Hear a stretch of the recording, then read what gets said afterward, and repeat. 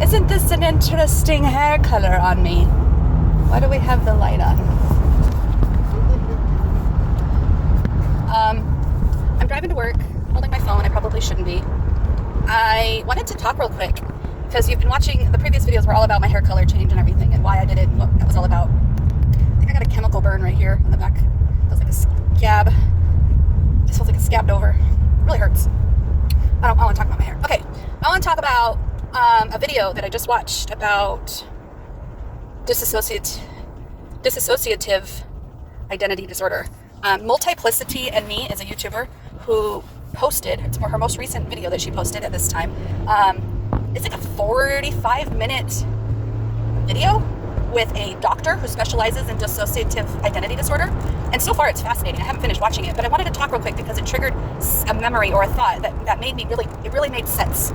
He just said, the question was, when someone goes to speak to a therapist about their trauma and they have dissociative identity disorder, does the therapist need to only speak to the person or only speak to the alters? And he said that there's people that do, either or, depending on what they think is better, but he suggests that it's somewhere down the middle.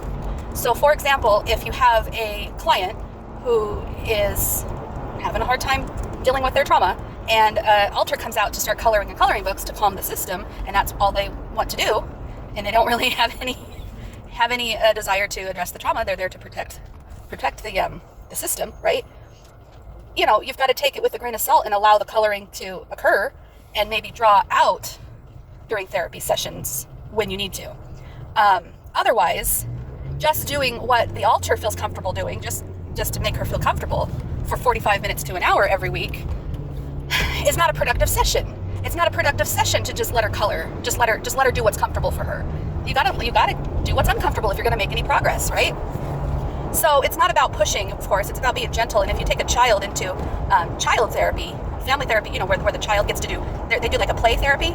They play with toys or they play games or they color, and the therapist gently has to just nudge them ever so softly and get them to open up and talk while the game is going on or while they're coloring or while they're playing with the sand. And I've seen my children interact with the therapist before in a playful way, and sometimes they're with me and sometimes they're alone. This has been a while since they've been in play therapy. But I remember even when I was a kid, I was in play therapy, and I remember that's how they did it. They had me color, and they had me talk about what I was coloring and what I was drawing and what my family looked like and why this one has a sad face and why this one has an angry face. And I remember bits and pieces about that. But what I wanted to talk about was my therapist, Karen. Karen was my therapist for over a year. I think it was like 14 months. And she didn't challenge me in my therapy sessions. She did what I was comfortable with doing, and she basically allowed me to color the entire session. And I always left feeling like I didn't get anywhere. Like, yeah, it felt good, it felt comfortable. I didn't actually color. What we did was we bonded. What we did was we talked. What she did was validate everything I was feeling. And if I wanted someone to validate me, I would, Marco Polo a friend or family member or journal or video journal. I get my validation elsewhere, and I do want validation from my therapist, but I also want to be challenged. So that's the only thing I was going to mention about this video that really triggered me to go, that's why I left. Me as a system or me as an individual recognized that I wasn't getting anywhere with Karen, and it wasn't something bitter or angry, although it kind of showed up as that at first because she's all, you just don't want it badly enough. And I'm like, I do. And then I'm like, I'll prove her I do want it badly enough, but I don't need her to help me get me there because she obviously isn't helping. And I did put a lot of my eggs in her basket, expecting her to help me cross the bridge, but she can't help me cross the bridge. Only I can cross the bridge. Only I can cross the bridge and challenge myself. She was there to help me and guide me and point me into the direction of the bridge. And, I don't even want to give her credit that she pointed me in the direction of the bridge, because what the bridge that she was pointing me towards is leaving him. And even though she kept saying up and down all the time, I'm not telling you have to leave him. That's your choice. I'm not saying that that's the answer. I'm not saying you should. That's not what I'm saying. Really? If that's why you're not saying that, how come you're not helping with any other alternatives? Why is it always about that? Whenever she validated me, she always gave me a contrast of I could leave him. And I'm like, yeah, I guess so. But then I wrote a very beautiful piece this morning. I wish I could read it in video film at the same time. But basically, the thing I wrote this morning was, why is there so much pressure to end a conflict? Why do so many people feel that they must end a conflict? Like, whether you have a conflict within yourself or a conflict with another person, it's uncomfortable, right? It's very uncomfortable. So that's why people want to end it. They want to fight. They want to flee. They want to freeze. They want to end it however they need to end it. They want to drink it away. They want to do whatever. But then the question was, Why do we avoid sitting with the disagreement?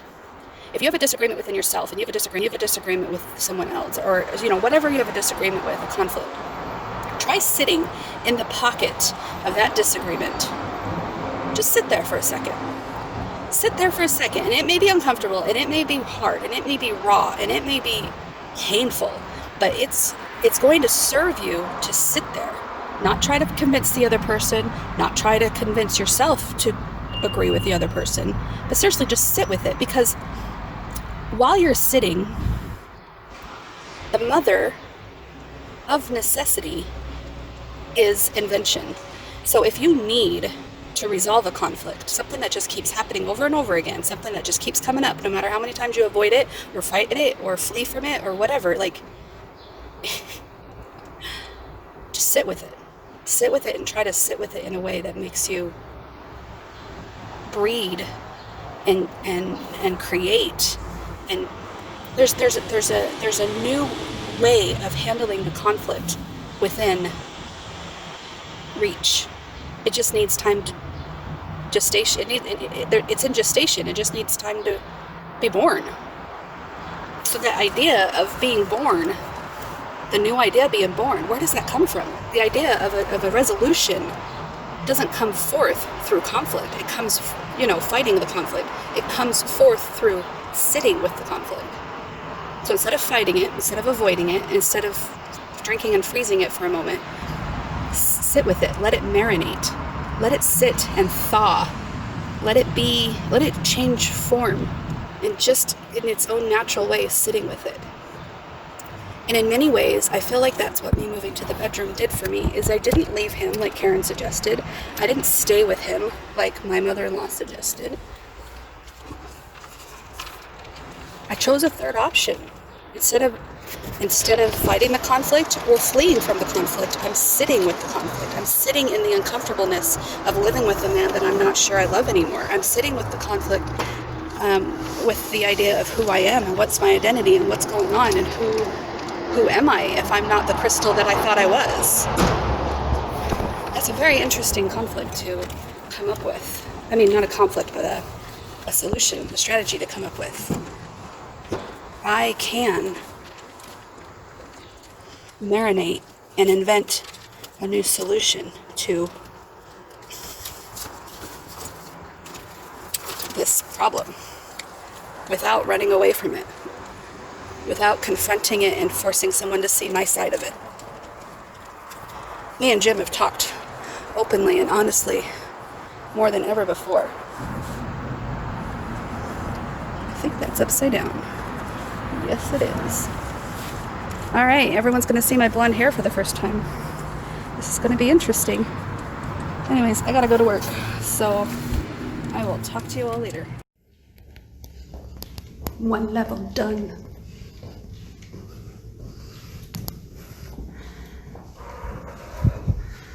Okay.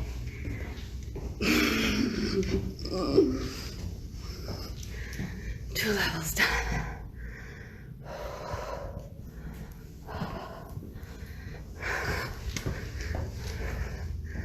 1, 2, 3, rest. 1, 2, 3, rest. 1, 2, 3, rest.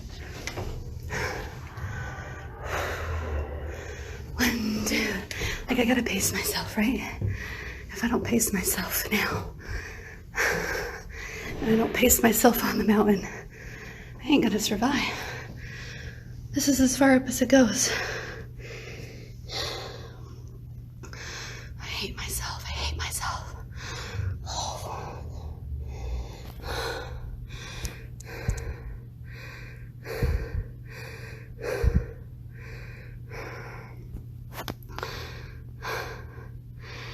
I didn't think I was doing it too fast, but I must have. I want to go down slow. I don't know how you're going to stand me. You're not going to be able to stand me.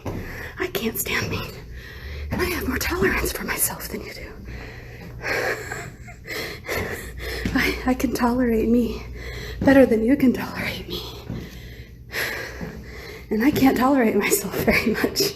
So how we're gonna do this. Oh, I'm scared. Love you. I'm going slow.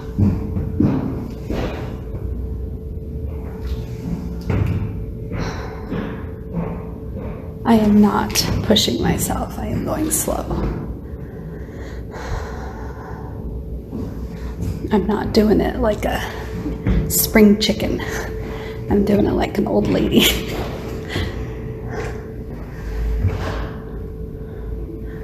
What do you think? Do you think this is too slow? Okay, I am finally on the second level. All right, time me. At 3:04, I'm gonna go. My heart is racing. This is not good. I'm not exaggerating.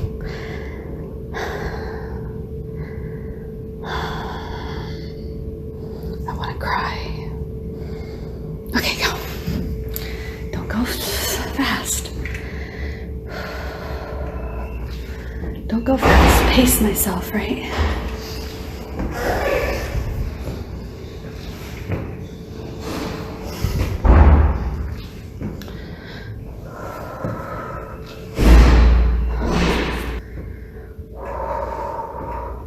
All right, now it's 1 minute. So basically I went 23 steps in 1 minute. Oh, my heart is racing so fast. I'm not trying to get out of it. I'm trying to figure out how to do it. I'm trying to figure out how to go just a few steps and not give up on myself.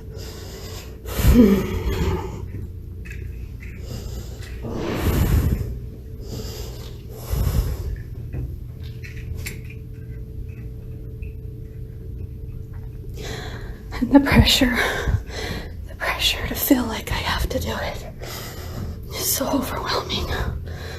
And to feel like I'm gonna annoy the kids and I'm gonna annoy you.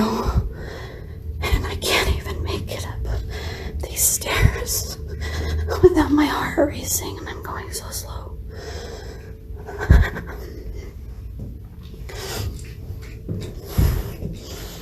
My heart is racing. And not in a good way. In a, what the fuck is wrong with my body way.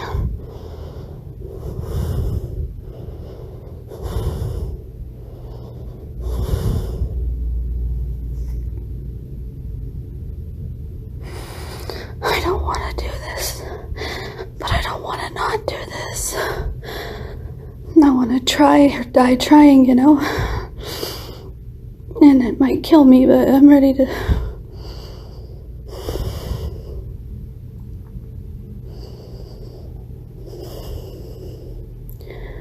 I wish I was stronger. I love you. I'm recognizing what's going on. I keep disassociating. My brain can't focus worth a damn. And this is not new. I do this all the time, right? Especially when we're about ready to go on a trip to go see my family, whether it be Utah or Tucson. I like check out. My brain is like, I'm not focused. I'm totally disassociating. Like, it's almost like a protective thing. And I noticed that the picking that I'm doing is definitely a dissociative thing. It's my way of coping and feeling in control. I got a meeting to go to right now. Customer service group chat. Whatever that means. I don't know what's going on. I'm stressed. And I'm trying to chill. So if you have any instructions for me on what you'd like me to be doing right now, I might need you to give it to me spoonful by spoonful and kindly as possible, please. Because I'm really beating myself up for not being focused. Anyways, I love you. Have a good day. Bye. Sorry, no, don't have anything for you. Okay? I'm glad you're noticing it. I guess the only thing I have is maybe get your clothes ready. You know, if you need to wash some. Okay? Love you. Bye.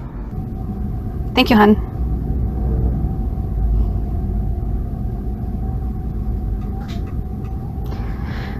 So, I really like your mask. That is really the only thing I was going to get on here to tell you. I like your mask. It's like my favorite one because it really looks like a face on your face. Like it really looks like your face. Like not your face, but it looks like, you really look like a monkey or a gorilla or whatever that face is. You really look like it. It really looks like your face.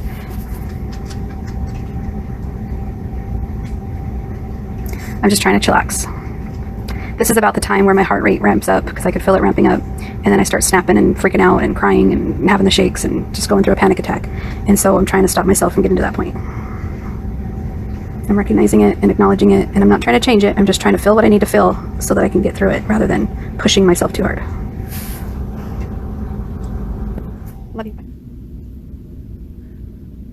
Have you ever been so emotional that you already feel stoned? That you already feel like everything's hazy and you can't focus and you can't function? Like my whole head hurts. It hurts so bad. And I didn't have my coffee this morning. So I know that has something to do with that. And I got this pain in my chest. And I just want to cry and let it out. And my stomach is in knots. And I want to lay down and take a nap. But I got 2 hours left. And Tinkerbell is on my bed. Along with the big mountain of laundry that just came out of the dryer. Thanks to Brooklyn. She threw it on my bed. And I need to put it away or pack it. I haven't packed yet. And I can't even put one foot in front of the other. I can't even.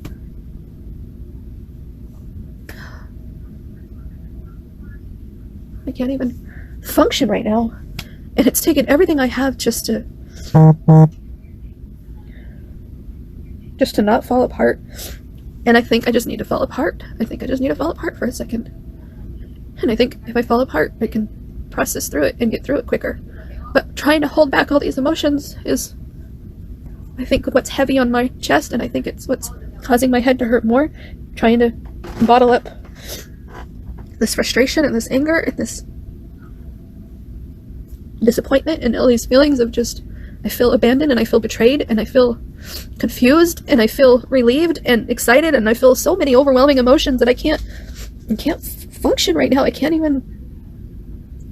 Okay, I'm gonna push it. I'm gonna push myself to do something besides feeling sorry for myself because I can't stand it when I get in this place. But I'm always trying to push myself and force myself to feel or do anything but fall apart. So I will push myself again. I'm getting up. I'm putting my stuff in the sink. I'm putting my trash in the trash. I'm doing what I need to do at least that much.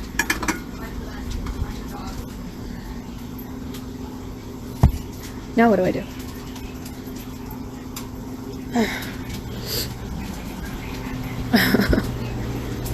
Oh, I feel like such a screw up. I feel like I can't even handle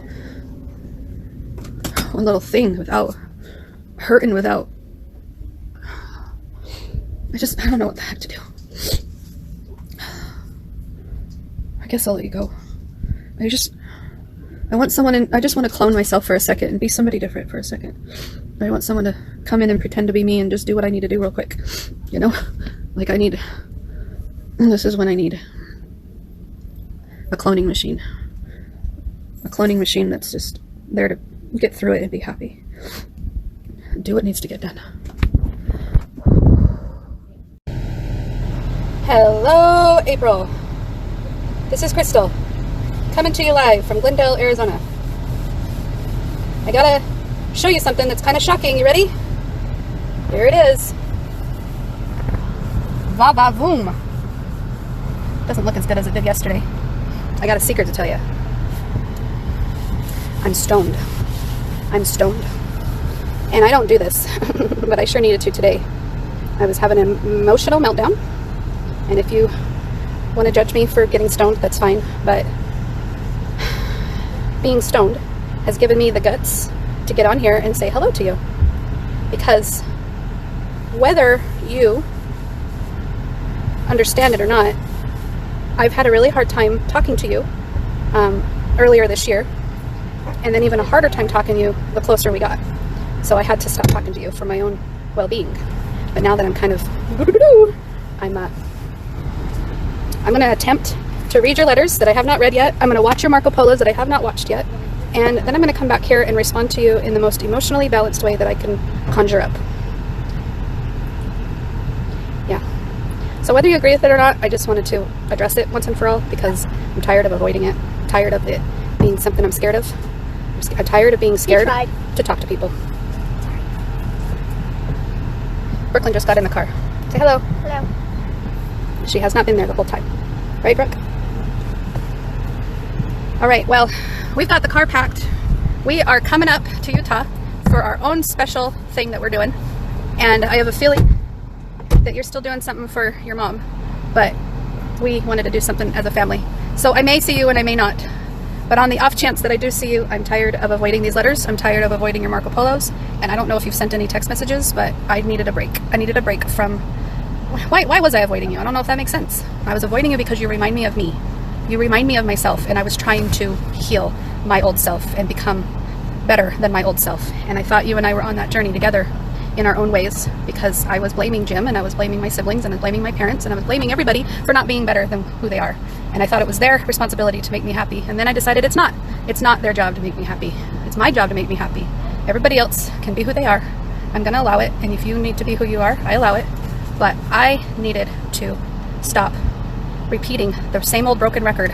And when I talked to you about your frustrations with your family, it reminded me too much of my own frustrations with my own family. And it was like an addict. I felt like an addict getting my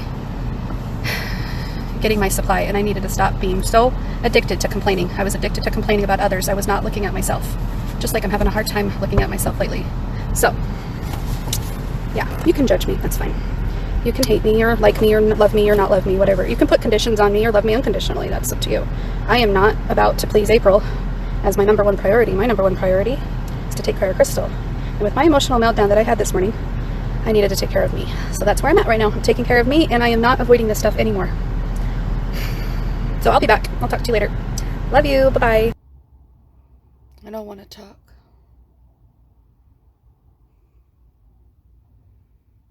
But I got a noodle that won't shut up, and I need to let that noodle express themselves. I really want to be pissed right now. I really want to be pissed and silent and in my shit. But I got a noodle that really wants to take over and process my shit so that we're not feeling shitty anymore. I don't want to be in my shit. I don't want to be in my shit. I just want everything to be fucking perfect. Yes, that's what I would really love. I'd really love that.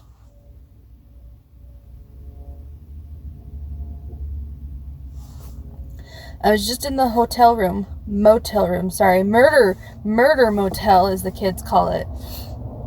It was cute. We were joking around. It was fun.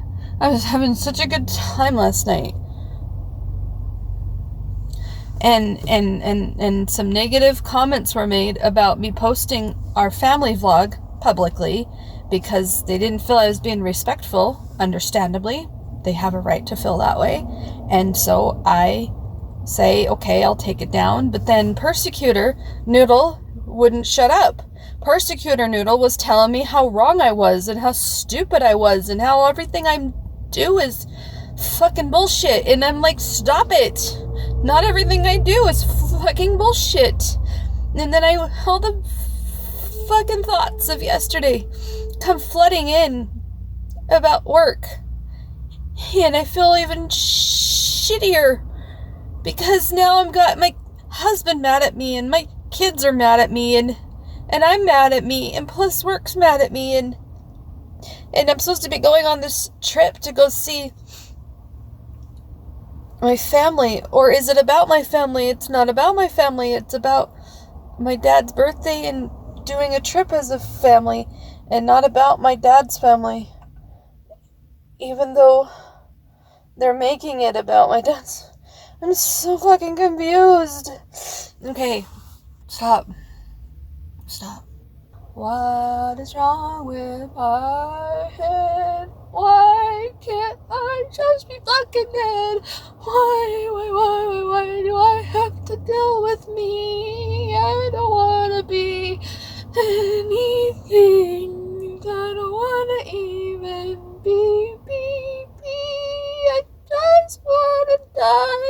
why do I have to try? I'm sorry, kids. I love you, but I'm just so tired of this shit.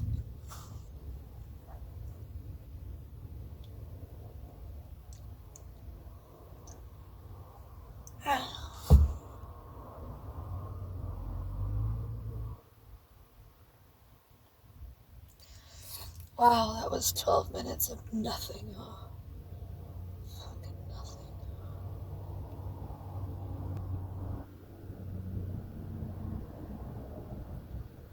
You know, I tried calling my mom yesterday because in my head I was falling apart. Outside of my head I was falling apart. And I was looking at my bed full of laundry that was just washed. And I was overwhelmed with what I needed to do. And I thought I needed a second me, like a clone of me. Like I wanted my mom or somebody to come in and just be me for a second, do what I need to do, get my shit done, get my shit handled. I called my mom and I felt like she didn't hear me. I felt like she tried to care, but she didn't know how to care. And she just passed the buck to my husband and told me to take a gummy and take a nap. She told me to get off of work. She told me to do it her way. I really wanted her to just come in and handle my shit for me for a second. But maybe that was wrong for me to want that, but that's what I wanted, and my mom didn't show up for me the way I was hoping she would.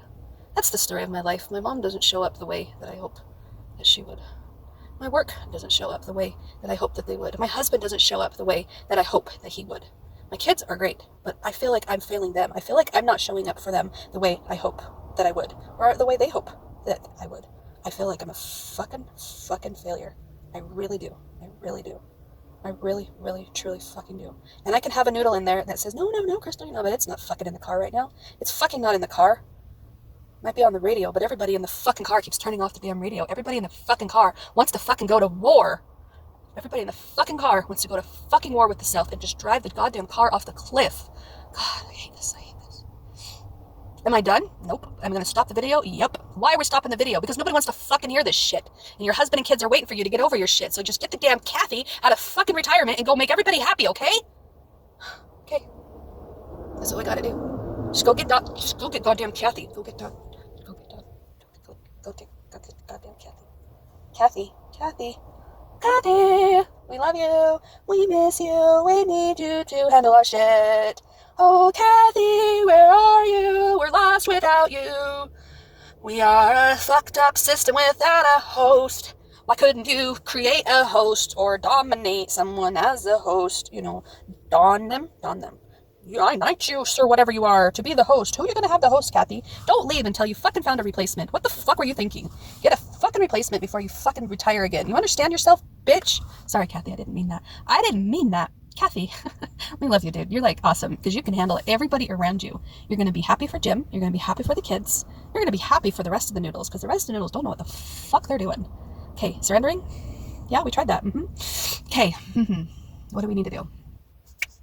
What we need to do is we need to go to that store over there. There's a grocery store over there, and when we go to the grocery store, we got to go get some pads because aren't you on your period and you're like, out of pads? Yeah, that's gross. Let's go get some pads. That's numero uno.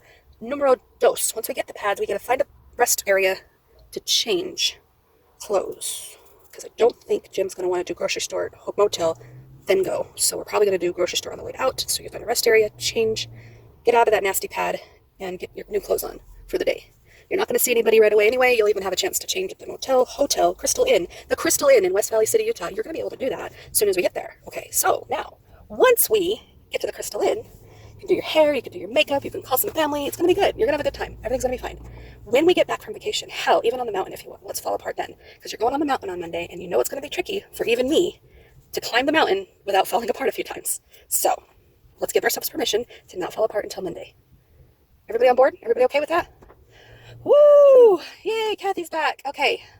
Whoa, what the fuck? I've never really said it out loud, right? But separating it like this makes it really, really easy to see. It really helps me stay in my awareness. It really helps me not fall apart as easily as long as Kathy has a game plan. So, let's go in there and fake it till we make it. Make sure Jim's okay, because Jim's not okay right now. Because Jim's not okay, we're not okay. Jim's not okay, so we're not okay. Jim's not okay, so we're not okay. But we're gonna go in and be okay, so then Jim will be okay. Yay! That's what the fucking codependency's all about now, isn't it? God, this feels so fucked up. Yeah, it's so fucked up. It's so fucked up that I was retired and then you guys asked me to come back and then, yeah, you guys can't handle your shit because you need me. But you're right. I should have had a fucking replacement. But you guys all said you wanted to work in harmony as a fucking bowl of rainbow noodles. Nobody in charge of anybody. And look how that's working out.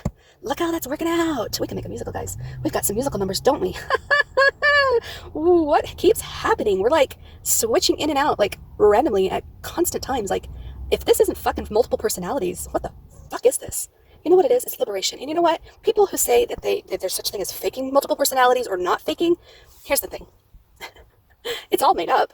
At some point, you fragment to make sense of your world. And whether you're a fucking child or a fucking adult, you could fragment at any time. You can fragment at any time you desire, or even without your choice, because it's just the only way to deal sometimes. You know, that's the only way we can handle shit sometimes. So yeah, it's okay to fucking fragment. It's okay to fucking deal. It's okay to fucking fall apart sometimes. Shit.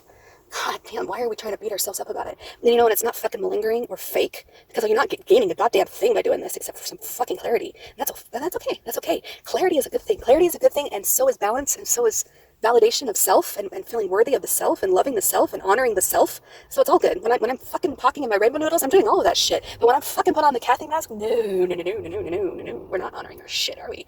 Nope, we are not. So, what would we rather be? Kathy or fucking rainbow noodles? Kathy! Kathy, we want to be Kathy! Why do we want to be Kathy? Remind me, we gotta remember, so that no one tries to fucking take over and do some bullshit again. Because validating the self is practically impossible when you've got husband and family around. Oh, okay. So what you're saying is they won't accept you for being you. They will only accept you for being a happy version of you. That's right. That's why we invented you in the first place. Remember, Kathy? Oh, yeah, that's right. All right, well, we're good. We're good. Right, so thanks for reminding me why I shouldn't have ever left, why I'd even fucking bothered to try to retire. I don't know, guys. I don't know. This isn't what you wanted. This isn't how you wanted it to look, but we're gonna do it. We're gonna do it because we don't have another choice. Crystal's fucking falling apart, and we're losing fucking time. It's already 9 o'clock and 10 o'clock Page, Arizona time, so let's get out of fucking Page and get on the fucking road. Fuck.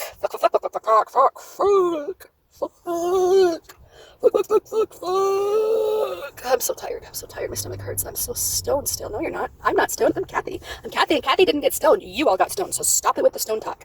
Got it. Okay. We're all right, guys. Let's figure this shit out, and let's go.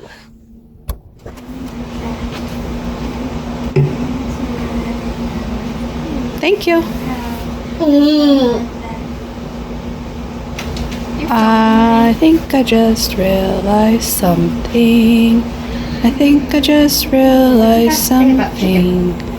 I think I just realized something. I think I just realized something. What you got to say about chicken? I may be the mayor, the retired mayor, but that needs to be seen as an orchestrator, not a fake part of me, because I realize I have Singing Smurf out. Singing Smurf out just wants to sing a tune. Singing Smurf more is not Kathy, but Singing Smurf is the only part of me that wants to do this thing. So Kathy, the orchestrator, is letting little Smurf sing, sing, sing. Then we will be good. And we're not doing a fake thing. This is just Kathy's way of organizing the rainbow noodles. Kathy's way of figuring it all out for us. But it's not fake. It's not for fake. It's actually not a mistake. It's like an orchestra without a conductor. An orchestra without a tune. And we can all play together beautifully with a conductor like Kathy. Kathy is the conductor. And if we don't like Kathy, then Kathy could train another. But right now, we're gonna sing everything until she has another noodle takeover. Okay? Okay.